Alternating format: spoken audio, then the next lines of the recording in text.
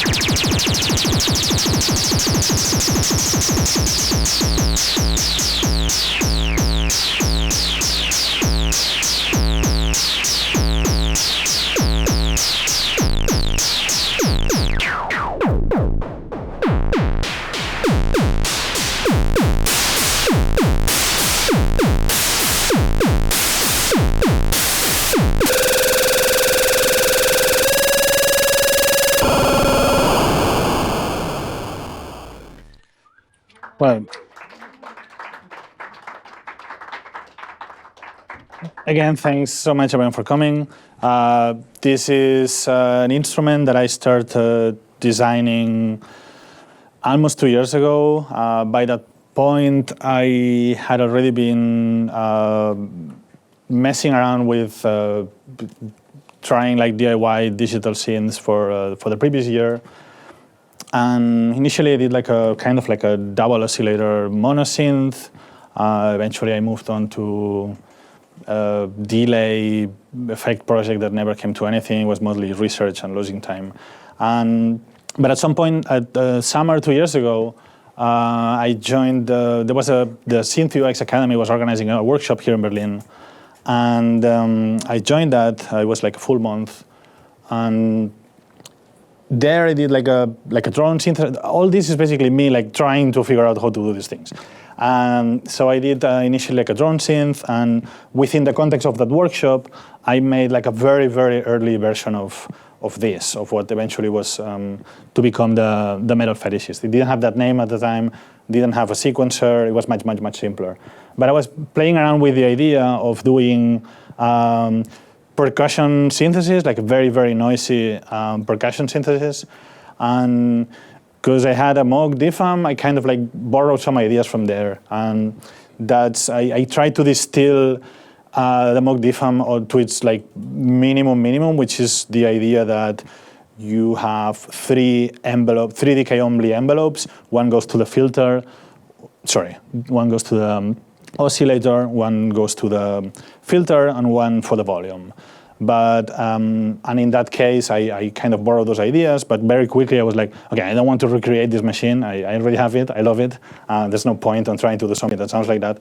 So in the process of evolving the instrument, I was constantly like asking myself, okay, how did the DFAM do this? And then figuring it out and then trying to go like the other way around. Like I tried to go like as far as I could from the place in which I was borrowing ideas. And because this is digital, because the Metal Fetish is 100% digital, I eventually decided to explore like kind of the corners of digital synthesis. And in the same way that people that do like guitar pedals for distortion and overdrive, they mess around with like where the analog components break out and make interesting sounds. I kind of did the same with digital stuff. So there's like a digital distortion here with downsampling. The oscillator has lots of aliasing on high pitches. The filter breaks down pretty quickly. It's very noisy.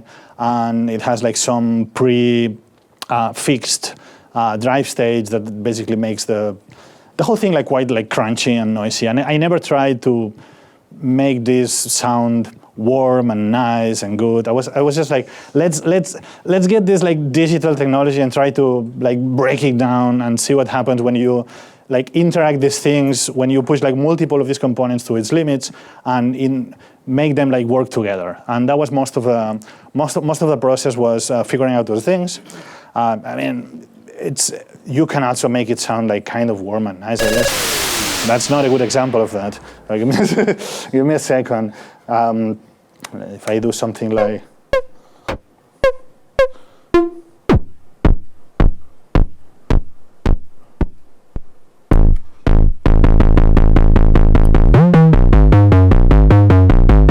wouldn't be the cleanest sound ever, but you know what I mean. It's not all crunchy distortions. But then in the process, I very quickly I got bored of the instrument because it didn't have a sequencer. And initially I was like, okay, let's just kind of market it as bring your own sequencer. But me, myself, I had the prototype, I never used it, it was kind of boring. So then I started borrowing ideas from Eurorack, and in Eurorack it's much more common to have modules that have like generative things, that make like random modulations, random triggerings, create patterns kind of randomly. So I ended up with making this sequencer, which is these three knobs here. It's just 3 knobs for the sequencer.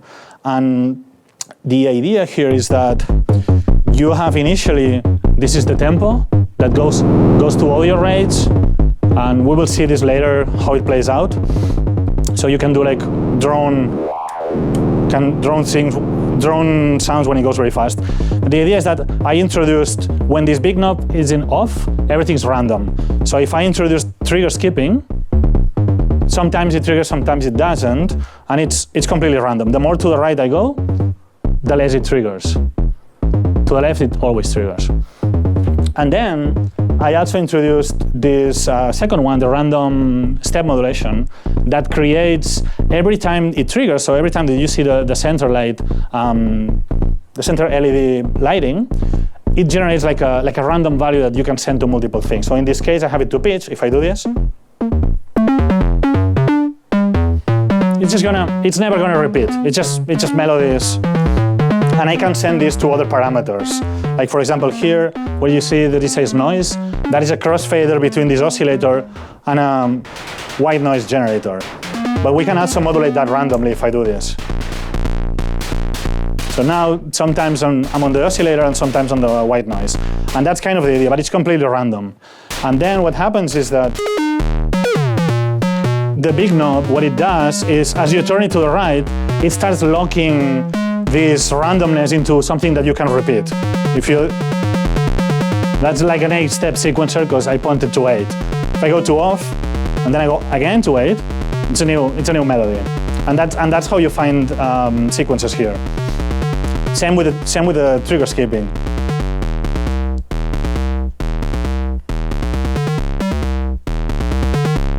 And this is the distortion section.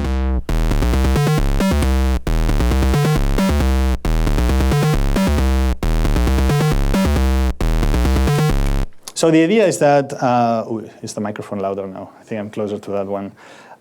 So the idea is that I mixed up these initial ideas with kind of a way to find like random patterns very quickly.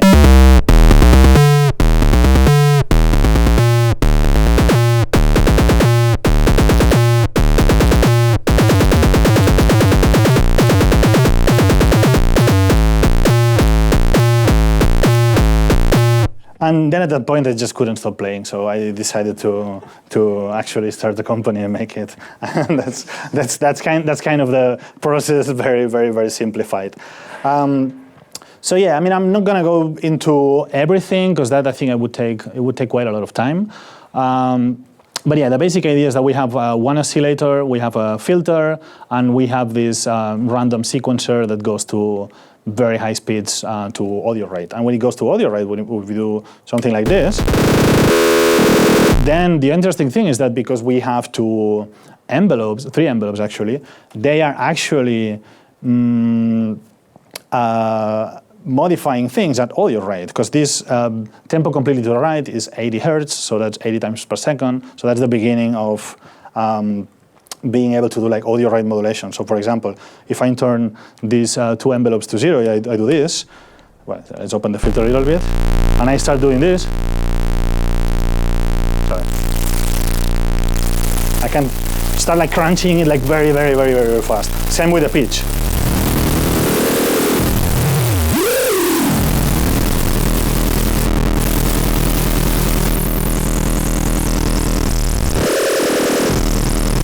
So it also was like as a drone synthesizer that, while having a very simple architecture, has the ability of like modulating things at audio rate. Things like even the crossfader that I mentioned. If I do this, if I introduce noise sometimes, and that's the same thing with lots of distortion.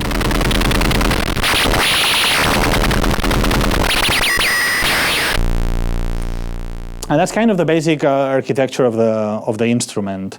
The instrument was released just a couple of weeks ago. I presented it at Superbooth, and yeah, it's been out just for a couple of weeks. And so team from SchneidersLaden messaged me if I wanted to do a workshop. That's why we're here. Thanks everyone for coming again.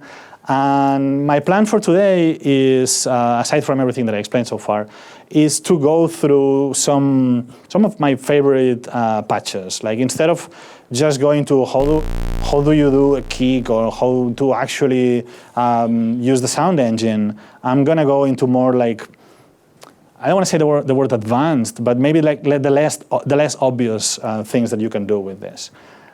So we're gonna start by recreating something that I had like a couple minutes ago, which would be, a second, I was making a melody. Yeah, something like this. That would work. So now we have a melody.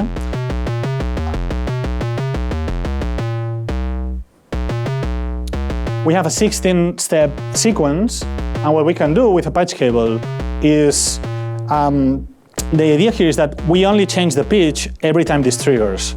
This is how wide the melody is. But if I get the signal from the clock, which I have it available here for patching, I can actually re-trigger the instrument without the step modulator changing the pitch. If I do that, I'm going to introduce repeats on those notes. You see what's happening, right? If I unplug, and now what I'm doing is filling the spaces with repeats. If I turn the random skips to the left, there's not going to be any repeat. It's just completely random. As I move to the right, there's more repetition happening. That's kind of my favorite simple patch, because it's just a cable.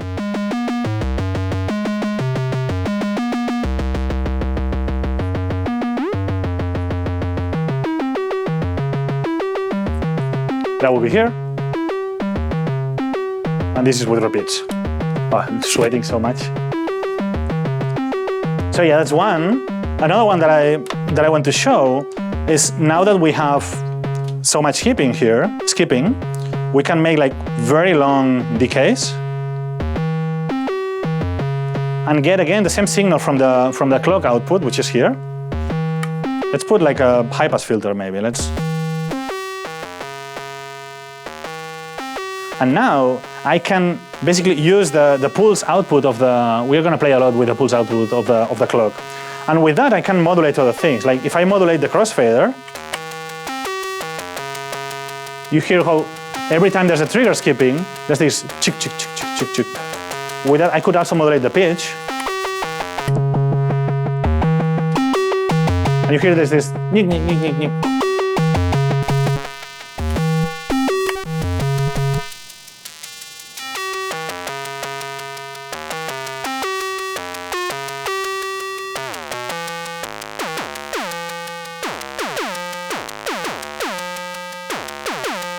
Okay, something else that we can do is, well, the instrument has an audio input.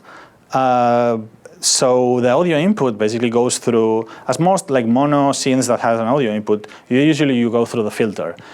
In this case, we're going through the filter, through the distortion, and through the sequencer too.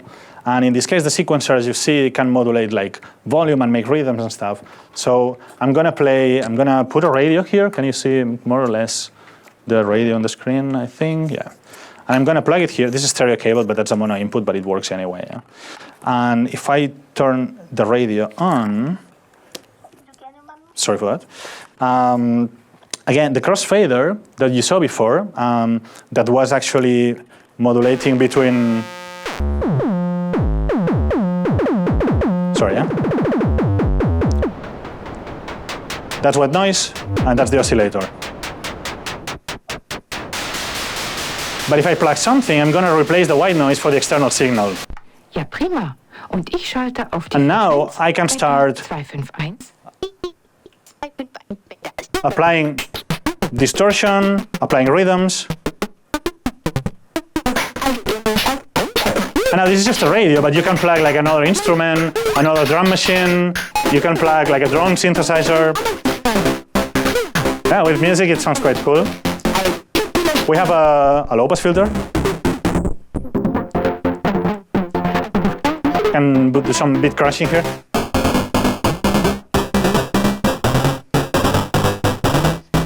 So the idea here is that you can actually use this as a sound processor.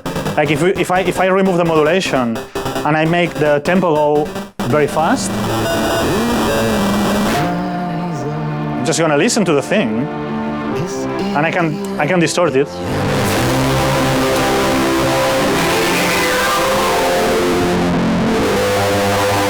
So you can kind of use this like a sound effect, more or less, with its limitations. But it kind of can be used.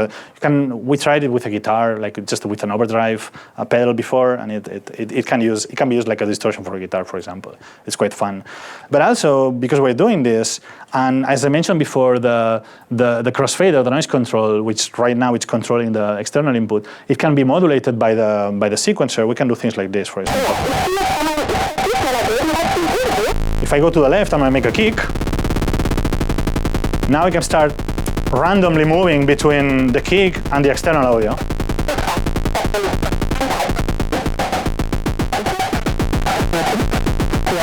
So you can basically start creating sequences that interact with other instruments that you play. Again, the radio may not be the best example, but I just didn't want to bring like another full instrument. But that's kind of the idea, that you can process sound, you can create rhythms with it, but you can also kind of mix in between. I think it's quite fun. Sorry for this. So yeah, that's the audio input, and the reason I showed the audio input is because there's some cross-patching in which I'm going to use the audio input. So for example, the next one is the idea of plugging like a cable with nothing in the other side. Again, this is stereo, but it works with mono. If I do this, we're just hearing like some rhythmic white noise, no? But now if I plug something in here, I'm going to replace this white noise with nothing, and it's going to be silence.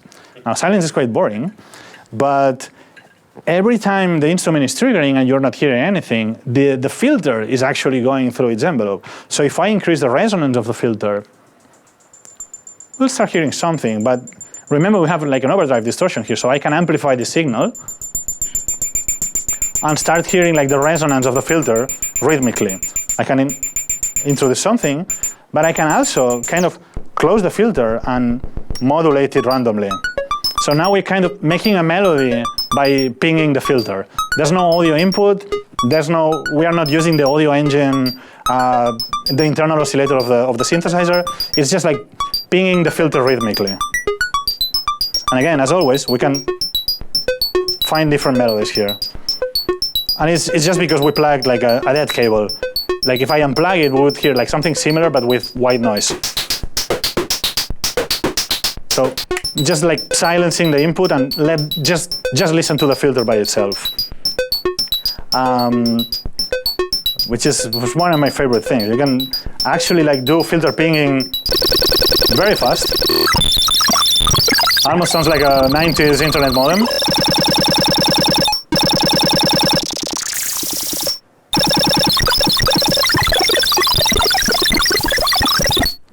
And what else? Now that we have this plugged in, I'm gonna try to do one that is a little bit more advanced than this, but I kind of like it, which is, I kept saying all the time that the tempo goes at audio rates, but there's an extra advantage of that's there by design, in which the clock output of the sequencer, it's actually a pulse sequencer that goes to audio rate. So technically, we can listen to it. So if I make the instrument go very fast, let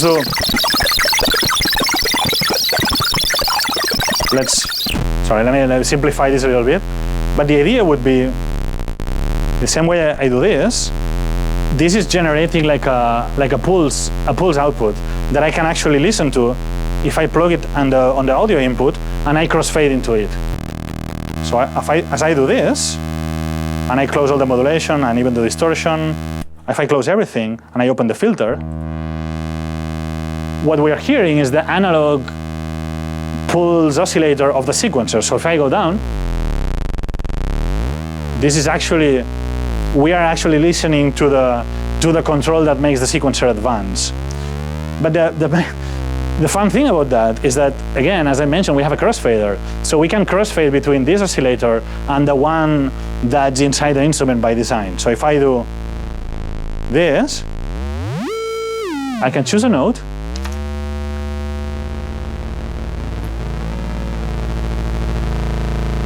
I can add some distortion.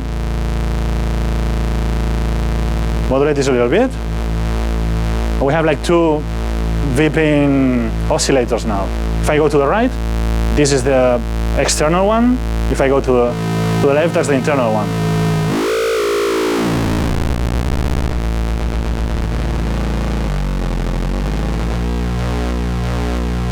See, suddenly an instrument that only has one oscillator, we can kind of make drones with two oscillators. So everything's going to the filter, so I can close the filter, put some resonance in it.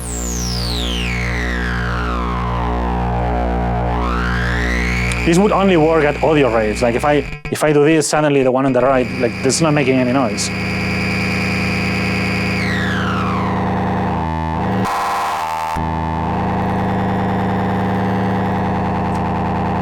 We can actually distort the crap out of it, like, and just go crazy.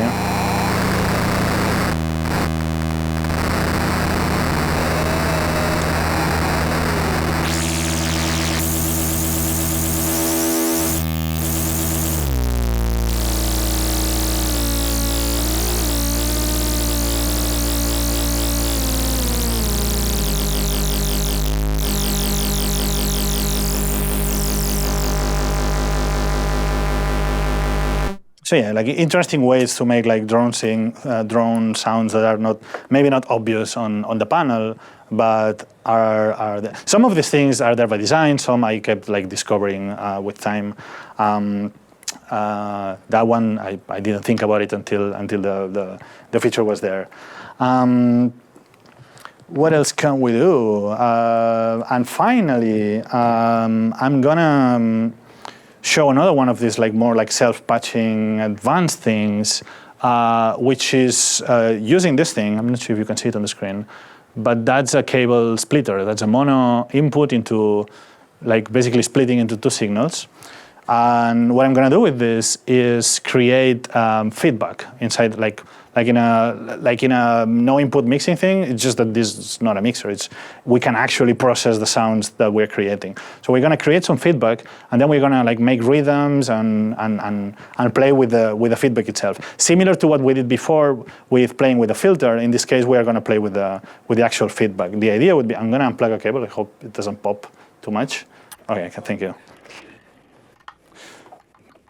Cool. You can put it again. And I think I can zoom out this maybe, so we see what's happening here. Yeah. Try to explain this a little better. But the idea would be that now we have sound that comes out, we are listening to it, but it's also coming in. And this is kind of an effect similar to putting a microphone in front of a speaker, in which you start hearing like feedback. Well, that's what feedback is.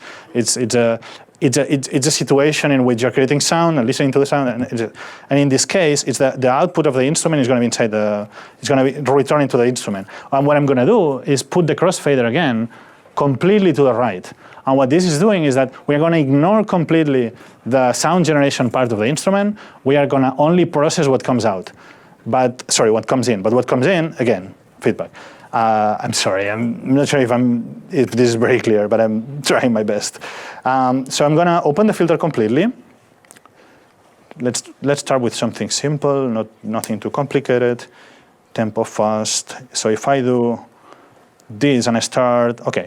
So now we are doing this, but there's no sound. So if I start adding distortion to it at some point. Whoa! Yeah, this is kind of dangerous, but at some point, now we have feedback going through the instrument. But because we have that, we can start playing with, we can add resonance and start playing with a extremely digital sounding filter that we have in here. And an interesting fact is that, as you can see, when I change the cutoff position, the sound changes completely. But remember that we have a random step modulator. Sorry, let me do this. Remember that I have like a random step modulation that can actually modulate the position of the cutoff. So if I make this run slowly, and I start doing this, I can actually make melodies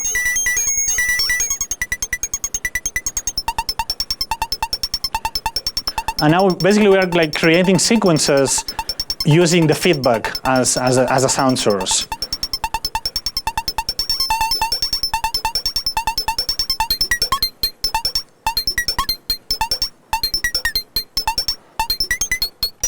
Can play with different positions of the filter, high pass. Find something different. And it sounds nothing like the first examples that I did before. That's what's fun about it. Like trying to explore the instrument in ways that are not like maybe very obvious. And again, we can just do similar things that we did before here.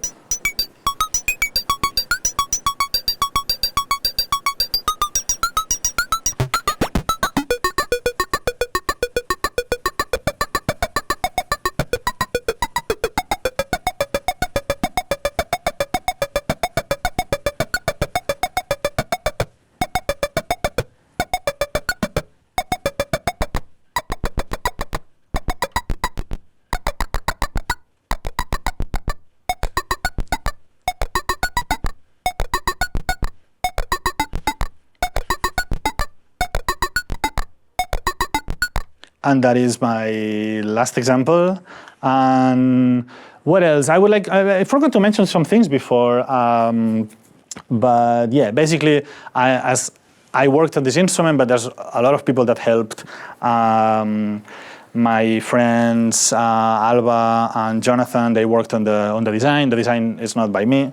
I worked on basically more on the internals, and we went through a process of a few months in which Alba Gonzalez, she did a few ideas for the panel design, the location of the knobs. I was really struggling with that. It was really like I didn't know how to do it, so I asked for help.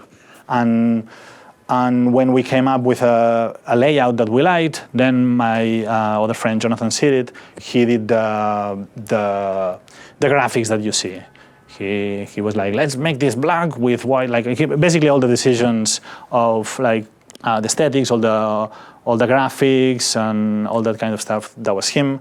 So yeah, no, I don't want to take credit for the instrument. I think it's beautiful, but that's not the part that I did. I just wanted to mention that because I think they did a very good job. And yeah, as I said, this came out a couple of weeks ago, and we are right now preparing a second batch that should be out later in the summer, hopefully. And yeah, thanks everyone for coming. If anyone has questions, let me know. If anyone wants to come, we can play with it. There's some stickers everywhere that you can get. And again, thank you so much everyone for coming.